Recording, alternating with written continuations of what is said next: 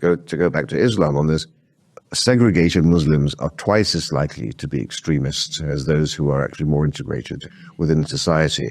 And these segregated communities act like petri dishes for the cultivation of abhorrent practices which are completely alien in our society. And that's why you're seeing Britain is now the leading country for acid attacks.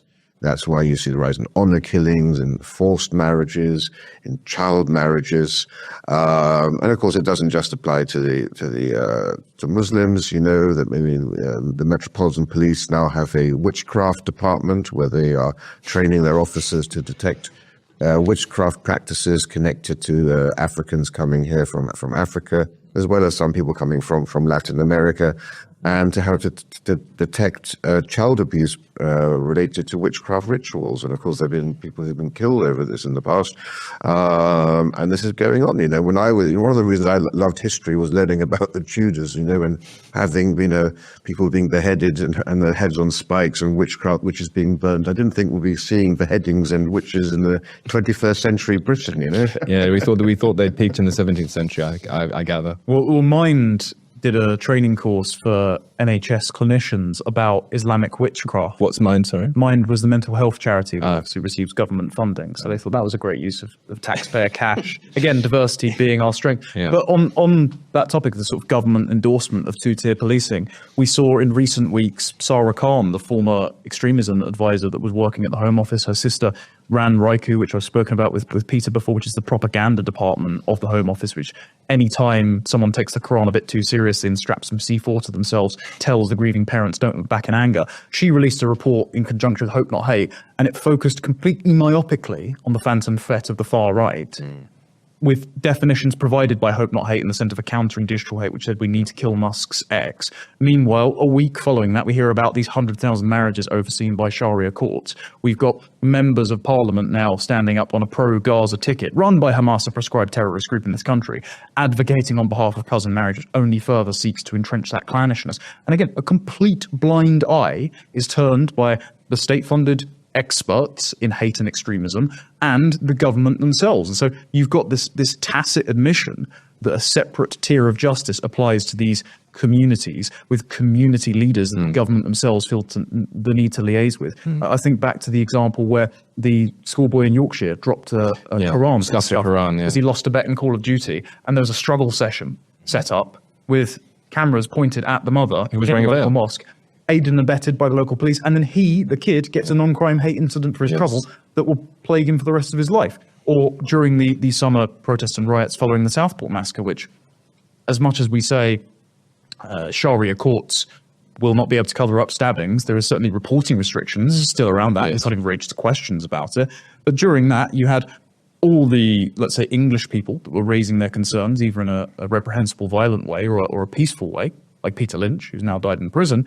They were treated with the iron glove of the law.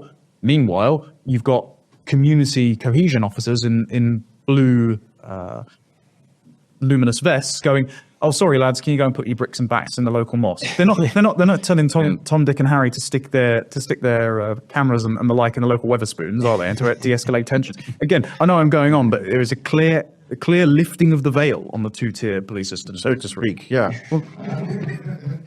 And this is precisely the same phenomenon. I mean, this is just an extension of the Pakistani Muslim rape gangs. You know, the industrial scale rape of English and Sikh and other children in the north of England, which still continues today, despite everyone treats this as if it was a past incident.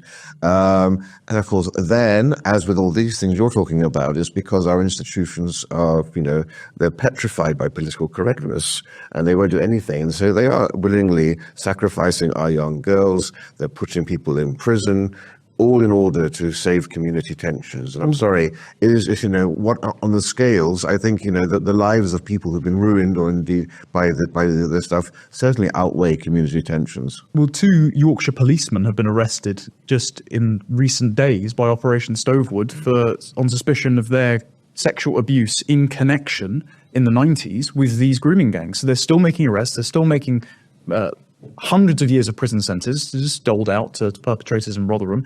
And again, other than reposting the Crown Prosecution Service announcement on the BBC website. This isn't headline story. Greg Wallace, headline story. Me interviewing Liz Truss, gets a week of coverage on Sky News. Industrial scale rape of white British girls by imported Islamists. Nothing to see here. Precisely. And then you have Clive Myrie on the BBC Newsread and others gleefully promoting the article saying that GB News accounts for half of all Muslim stories, as if because no one else ever. Yeah, as if condemning them for being Islamophobic. Congratulations to GB News for having the balls to actually cover the stories. Yes. That the mainstream media won't cover. To give so much attention to Greg Wallace, for minor incidents, and yet to completely ignore, that the industrial scale rape of a vast segment of this country, let alone the horrors meted out to Pakistani women and Bangladeshi women through honor killings and forced marriage and child marriages, let alone let's talk about, the whole this thing with cousin marriages, the fact that there are so many children born here with birth defects, and not turning an eye on that and waiting till an MP speaks about it. So much for all these great investigative reporters at Channel 4 and on Newsnight and Panorama and so forth.